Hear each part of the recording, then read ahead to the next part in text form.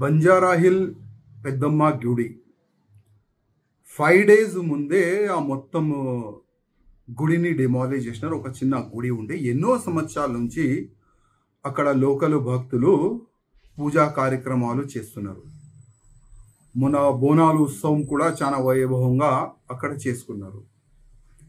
ఎన్నో సంవత్సరాల నుంచి ఇబ్బంది రాని ఇప్పుడు ఆ ఎంఆర్ఓకి ఎందుకు ఇబ్బంది వచ్చింది? ఎందుకు ఆ గుడిని డిమాలిష్ చేసినారు? డిమాలిష్ చేసే ముందు ఆ లోకల్ భక్తులు కానీ ఏదో ఒక సమాజం వాళ్ళు అక్కడ పూజా కార్యక్రమం చేస్తున్నారు కదా, వాళ్ళకి ఎందుకు నోటీస్ ఇవ్వలేదు?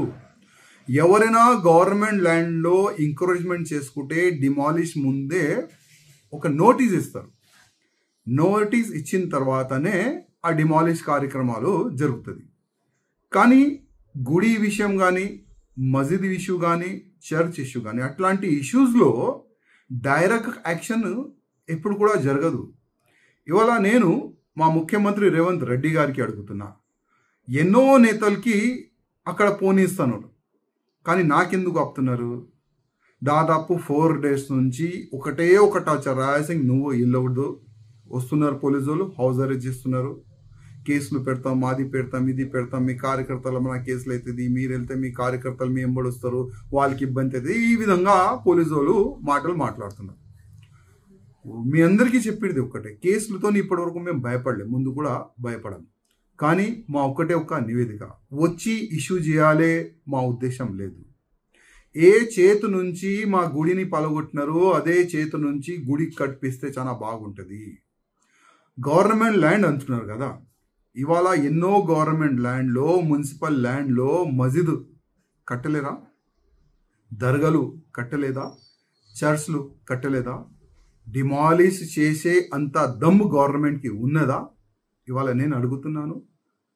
హిందువులు ఏం చేయరు, హిందూ ఐక్యతం లేదు, అదే కదా మీ ఉద్దేశం. అందుకోసం మా హిందూ దేవాలయాలపైన మీరు టార్గెట్ చేసి డిమాలిష్ చేస్తున్నారు. ముఖ్యమంత్రి గారు ఇమ్మీడియట్గా ఆ ఎంఆర్ఓ పైన క్రిమినల్ కేసు బుక్ చేయాలి. ఆ గుడిని డిమాలిష్ చెయ్యండి. ఆదేశం ఇచ్చిన ప్రతి ఒక్క ఆఫీసర్ పైన క్రిమినల్ కేసు బుక్ చేయాలని రేవంత్ రెడ్డి గారికి నా ఒక నివేదిక. అదేవిధంగా గవర్నమెంట్ ల్యాండ్ కదా, ఎవరు అయ్యా ల్యాండ్ కాదు, పబ్లిక్ ల్యాండ్ అది.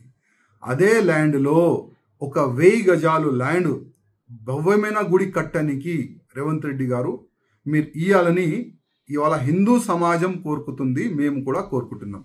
ఆ పని చేస్తే మీ గవర్నమెంట్కి మంచి పేరు వస్తుంది. ఇప్పుడు ఒక ఎలిగేషన్ నడుస్తుంది, ఏమని? కాంగ్రెస్ గవర్నమెంట్ హిందువులకి వ్యతిరేకంగా గవర్నమెంట్ అని ఒక ఎలిగేషన్ ఎన్నో సంవత్సరాలు ఉంది. అట్లాంటి ఎలిగేషన్ కావాలంటే మీ మర్జీ, కానీ హిందూ సమాజం అయితే 100% ఊకోదు. ఒక మాట మీరు యాద్ పెట్టుకోండి. అసలైన తొలి వెలుగు. ఫాలో వాట్సాప్ @తొలి వెలుగు official.